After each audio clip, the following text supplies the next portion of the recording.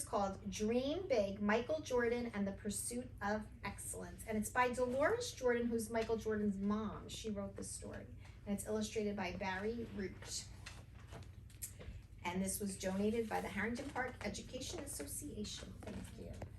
Schoolwork always came first, but whenever he could, Michael played, dreamed, and lived basketball. Michael took his basketball everywhere. Every day when he got off the school bus, he would dribble his basketball home. But his love of his basketball made his mother tell him things like, Michael, tables are for dining, not dribbling.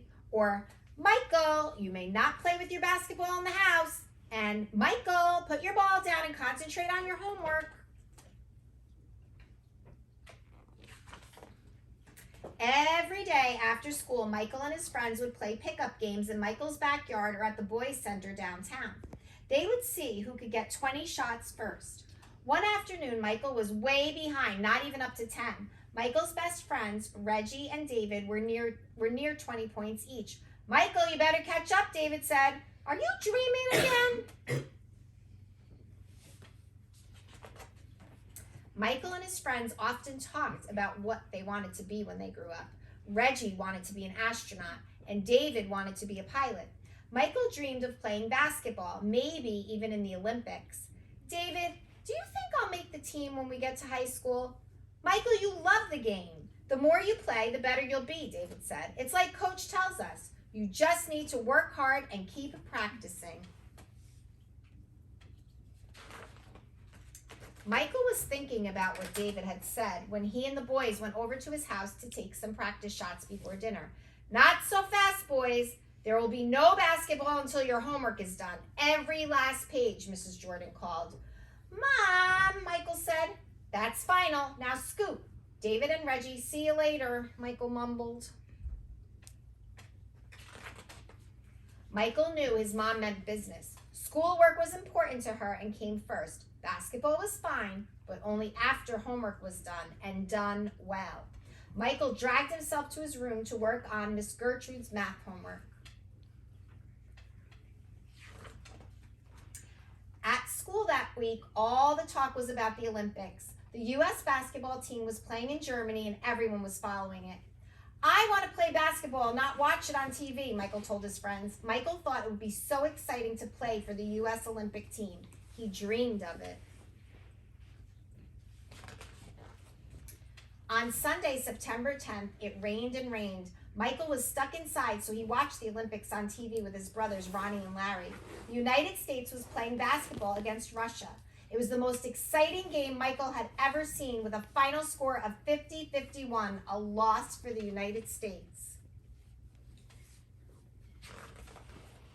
After the game, Michael walked into the kitchen as his mother was preparing dinner and announced, I'm going to be an Olympic champion.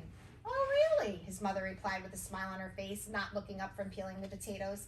That's a long way off, and you're just 9. You need to work hard starting today to make that happen.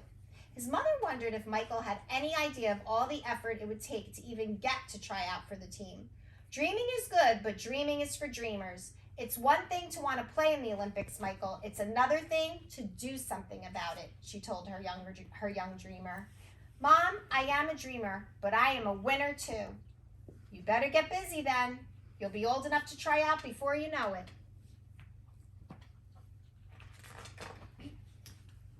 Coach Herring, can I talk to you? Coach had always given Michael a high five in the hallways, but still, it had taken Michael weeks to get up the nerve to speak to him. I really want to play on the U.S. Olympic team. What can I do to get there? To start, you'll need to try out for the middle school team. It's a lot of pressure and it would be a lot of work, but nothing like the pressure in the Olympics. Can you handle it? I mean, deep down, can you handle it? And do you really want it? I promise to work my hardest to make it happen, Michael answered. Michael was ready to play for his country in the Olympics and would do whatever he needed to get there.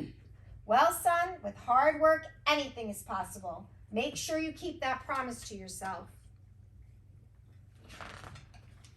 The next day, Michael's big brother, Larry, was off to Laney High School for a scrimmage.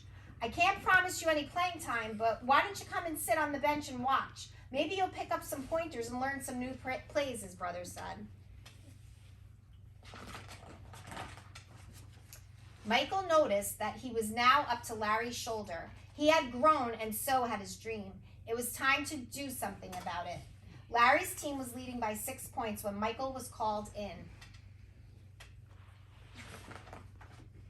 Larry passed the ball to Michael, who passed it right back. Michael began to imagine himself on the Olympic team. He could see it and feel it. The ball was passed to Michael. Michael had a mean long shot, and he shot it right over the head of the tallest boy on the other team. He sunk it. Mom, the final score was 14-10, and 3 points were mine. I guess you aren't just a dreamer, but a doer, Michael. And Michael never gave up after that game, not for a day. Even when he was cut in the tryouts for high school basketball, he just practiced harder and harder. Michael's big dream grew just like he did.